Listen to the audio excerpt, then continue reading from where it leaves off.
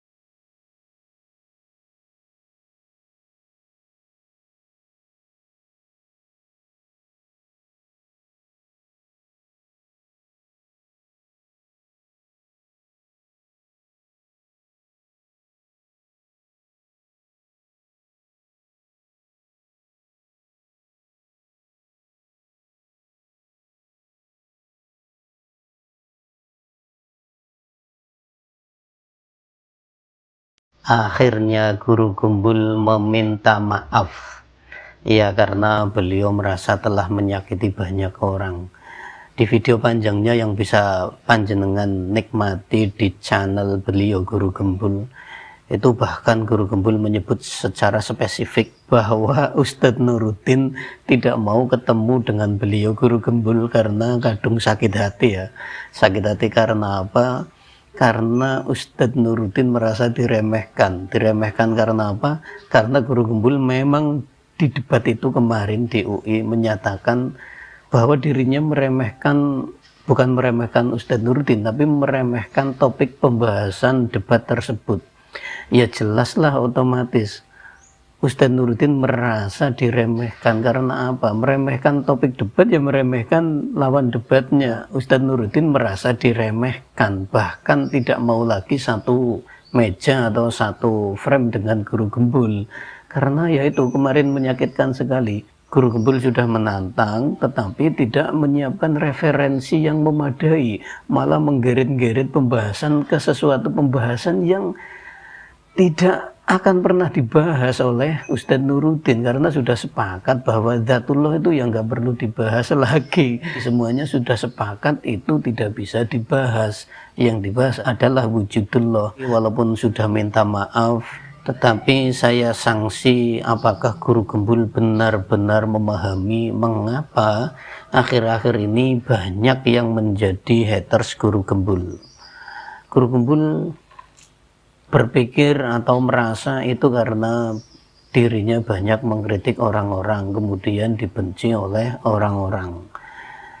Saya kira itu hanya sebagian kecil saja ya, karena ketika Guru Gembul mengkritik ini itu ya orang-orang maklumlah karena memang Indonesia sebegitu bobroknya. Tetapi yang membuat banyak orang, bahkan yang tadinya jamaah Gembuliyah kemudian menjadi haters Guru Gembul, itu adalah ketika beliau menyatakan akidah itu tidak ilmiah. Itu menjadi puncaknya. Karena apa? Karena yang dipelajari oleh umat Islam dari kecil itu, ini yang benar-benar belajar ya, mengecualikan yang tidak belajar.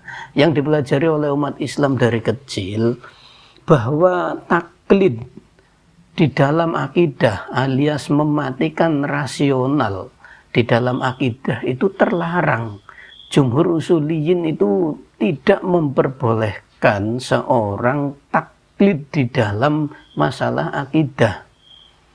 Taklid itu apa? Mematikan rasional, mematikan akal. Ya wislah, terima saja apa yang bapak saya katakan, apa yang mbah saya katakan, terima saja bahwa Allah itu wujud.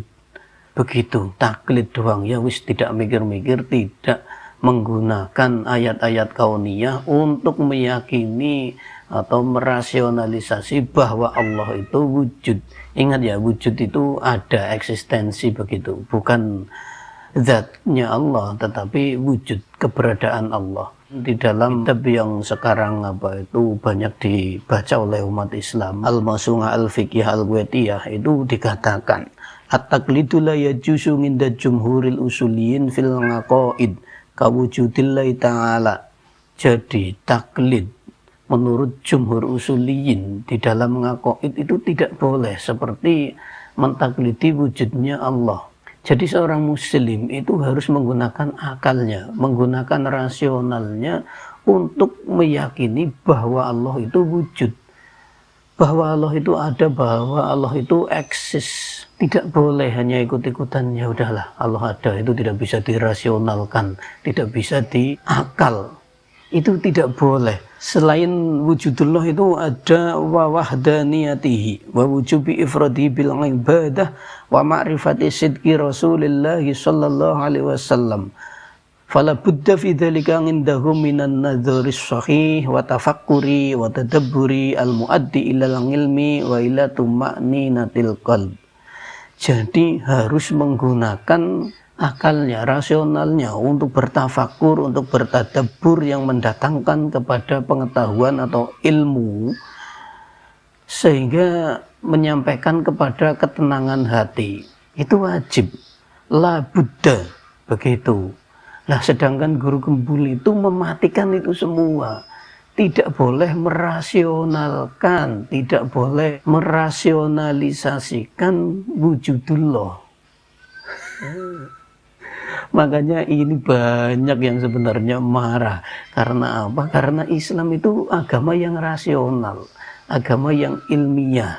Bisa dikatakan ilmiah ya, entah panjenengan itu menerima rasional itu bagian dari ilmiah atau tidak. Yang jelas, Islam itu tidak mematikan akal, tidak mematikan rasional untuk mengenal wujudullah, untuk ma'rifat wujudullah. Adapun Imam Ghazali mendekati Allah dengan pendekatan lain, yaitu pendekatan sufi, itu tingkat selanjutnya. Ini wujudullah ini tingkat awam. Seorang harus yakin, harus percaya, harus tahu bahwa Allah itu wujud, itu harus menggunakan akalnya, itu minimal, menggunakan rasionalnya, itu minimal ya. Tidak boleh rubuh-rubuh gedang tok. Bahkan Allah itu mencela orang yang rubuh-rubuh gedang atau taklid di dalam akidah ini. Dalam Asy-Syukhruf ayat 22, bal qalu inna wajadna aba'ana ala ummatin wa inna ala atharihim muhtadun. Itu adalah sebuah celaan kepada orang-orang yang hanya mengikuti nenek moyang mereka tanpa menggunakan akal, tanpa menggunakan rasional, sehingga mereka ikut-ikutan menyembah apa yang nenek moyang sembah. Bahkan Nabi Muhammad Sallallahu Alaihi Wasallam ketika ayat 190 surat Ali Imran itu diturunkan, yaitu ayat inna fi khalqis samawati wal ardi wa ikhtilafil laili wan nahari la ayatil liulil albab, Nabi Muhammad Sallallahu Alaihi Wasallam itu bersabda, laqad nazalat alayyal lailata ayah wailul liman qara'aha wa lam yatafakkar fiha. Ayat yang menyatakan bahwa di dalam penciptaan langit dan bumi dan perbedaan malam dan siang ada ayat untuk orang-orang yang mempunyai akal. Beliau Nabi Muhammad SAW bersabda, sungguh telah turun kepadaku sebuah ayat malam ini. Wailun liman qara'aha wa lam yatafakkar fiha.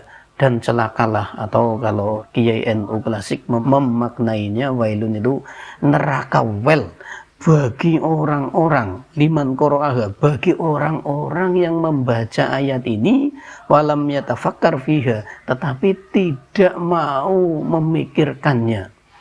Tidak mau memikirkannya, tidak mau menggunakan rasionalnya. Oh, ini ada langit, ini ada bumi, ini ada perbedaan siang, ada malam, berarti ada yang menciptakannya, berarti ada yang mengaturnya. Siapa yang menciptakannya, siapa yang mengaturnya, itu harus menggunakan rasional, harus menggunakan akal.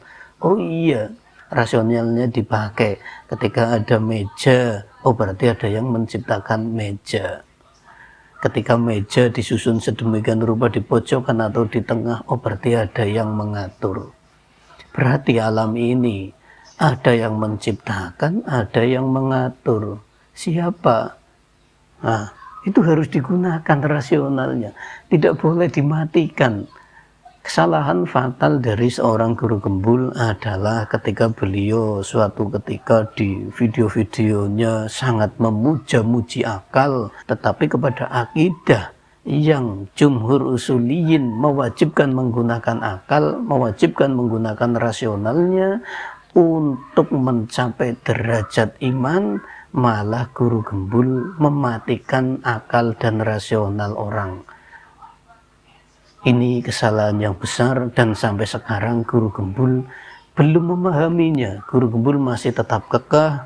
Sampai video terakhir yang saya lihat, guru gembul itu masih kekeh, masih berpendapat bahwa dia meyakini apa yang dia katakan benar, bahwa akidah tidak ilmiah, bahwa rasional atau apapun itu harus tidak digunakan. Ya, semoga satu saat guru gembul menyadari mengapa banyak haters yang muncul, bahkan banyak jamaah gembuliah yang berbalik menjadi haters, yaitu tadi karena beliau telah melakukan satu kesalahan yang besar tetapi beliau belum menyadarinya. Semoga satu saat menyadarinya dan beliau benar-benar tulus meminta maaf dan tidak mengulanginya dan bertobat. Terima kasih sudah menyimak. Wassalamualaikum warahmatullahi wabarakatuh.